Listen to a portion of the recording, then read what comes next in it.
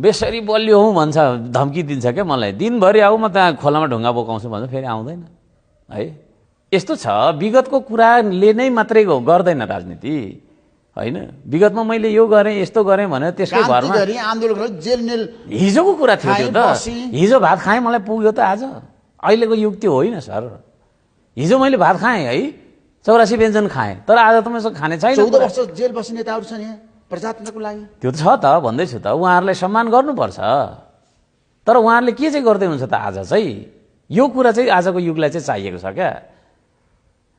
म धरान बनाउँछु सुरुमा होइन, पहिला आफ्नो घर बनाउनु पर्छ क्या होइन। धरानमा बसेर काठमाडौँ बनाउँछु अनि काठमाडौँ बसेर धरान बनाउँछु, गफलाई हिँडेर हुन्छ हामीले है। म मेरो धरान बनाउँछु नि सुरुमा, अनि पो मैले यस्तो बनाएँ हेर है साथी हो, यता हेर यस्तो गर्नुपर्छ भन्नु सुहाउँछ त मलाई। तर अहिले तपाईँलाई दबाब छ नि, काङ्ग्रेसमा प्रवेश गरेर काम गर्नु सजिलो हुन्छ भनेर भनिरहेछन्। कसले? काङ्ग्रेसकै मान्छेहरूले भनिरहेछ नि तपाईँलाई। खै मैले त सुनेको छुइनँ। तपाईँलाई त्यस्तो प्रस्ताव आएको छैन?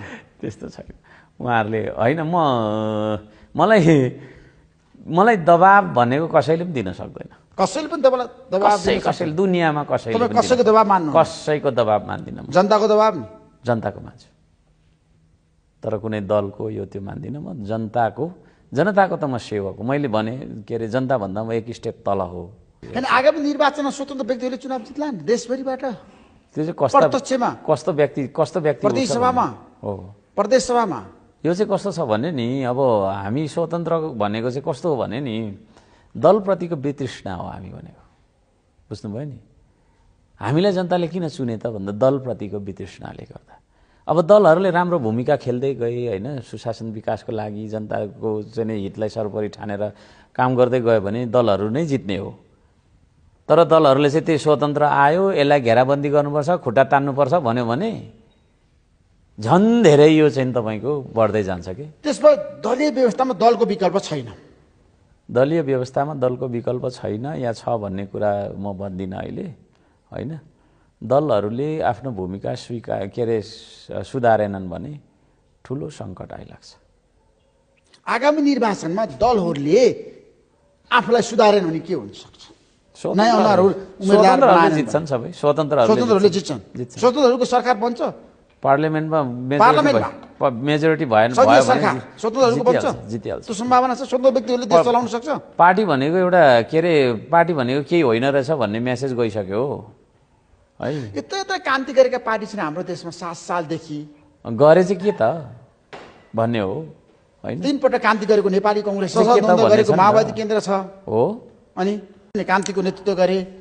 यी नेताहरूलाई नजरअन्दाज गर्न मिल्छ भने एमालेलाई, माओवादीलाई गरे। यस्तो छ, मैले बुझेको राजनीति चाहिँ के छ भने, हिजो मैले के गरेँ भन्ने कुराले मेरो राजनीति निर्धारण गर्दैन।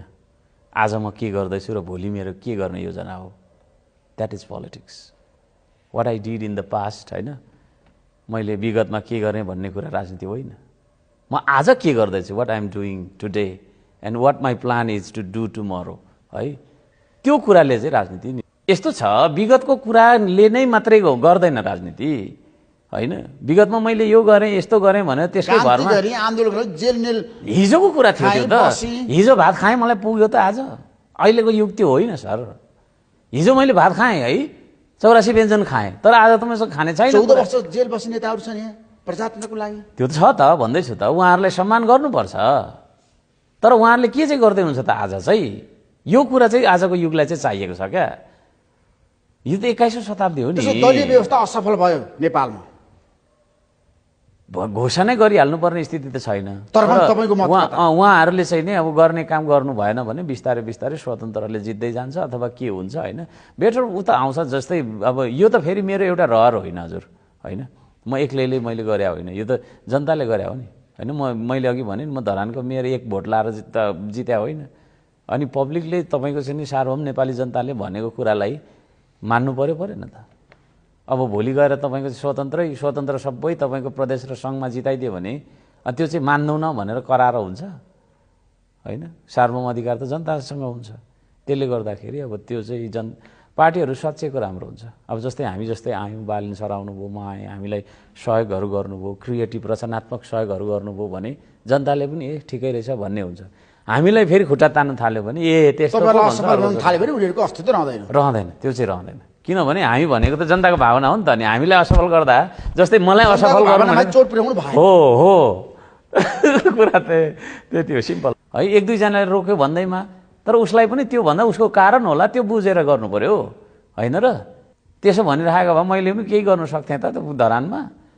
यो भिड छ, भिरमा हामीले चाहिँ पाइप बोकेर हिँड्यौँ। म आफै भिरमा चाहिँ तपाईँको चिप लिँदै श्रमदान गरेको छु।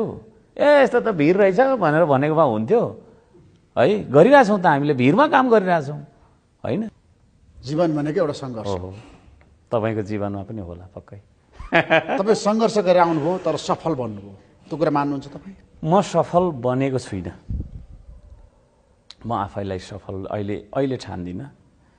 जुन दिन मैले अब चाहिँ जनताले मलाई गर भनेर पठाएको आदेशहरूलाई पालन गरेर जुन सेवा सुविधा मलाई चाहिँ नि दिनुपर्ने मैले कबुल गरेर आएको छु, ती सेवा सुविधा दिइसकेको दिन म आफूलाई सफल सम्झिन्छु। अहिले भनेको त त्यो बधाईको काबिल छुइनँ म, शुभकामना चाहिँ दिँदा हुन्छ। भत्ता कति लिनुहुन्छ उपमहानगरपालिकाबाट? त्यो मैले हेरेको छुइनँ। पैसा तलब भत्ता नलिने भनेको छुइनँ मैले होइन। तर अहिलेसम्म मैले हेरेको छुइनँ। त्यो ब्याङ्क खाता चाहिँ छ, त्यसै हेरेको छुइनँ। ब्याङ्क खातामा पैसा जम्मा भइसक्यो? खै भएको छ कि छैन कि मैले हेरेको छुइनँ होइन। I'm honest. मैले बोलेको कुनै पनि झुट बोल्दिनँ म फेरि। त्यो हो, त्यस्तो छ। त्यसले गर्दाखेरि अब राज संस्था नेपालमा फेरि आउला तपाईँलाई विश्वास छ? राज संस्था त खै मलाई त आउँछ जस्तो लाग्दैन। तपाईँ राजावादी त होइन? म राजावादी होइन। तपाईँ गणतन्त्रवादी हो? म गणतन्त्रवादी नै हो। सङ्घीय लोकतान्त्रिक गणतन्त्रप्रति तपाईँको विश्वास छ? दलीय व्यवस्थाप्रति? सङ्घीय लोकतान्त्रिक गणतन्त्रप्रति छ, तर दलहरूको भूमिकाप्रति मेरो सन्तुष्टि छैन। दलले तपाईँको चाहिँ नि समाजमा दल सिर्जना गर्नुभयो। एउटा बाउ र छोराबीच झगडा पर्छ आज भन्नुको मतलब स्वस्थ राजनीति चलेको छैन। राजनीति भनेको चाहिँ कसैलाई लडिराखेकोलाई उठाउने खालको हुनुपर्छ। त्यसको छातीमा कुल्चेर अगाडि बढ्ने हुनु हुँदैन।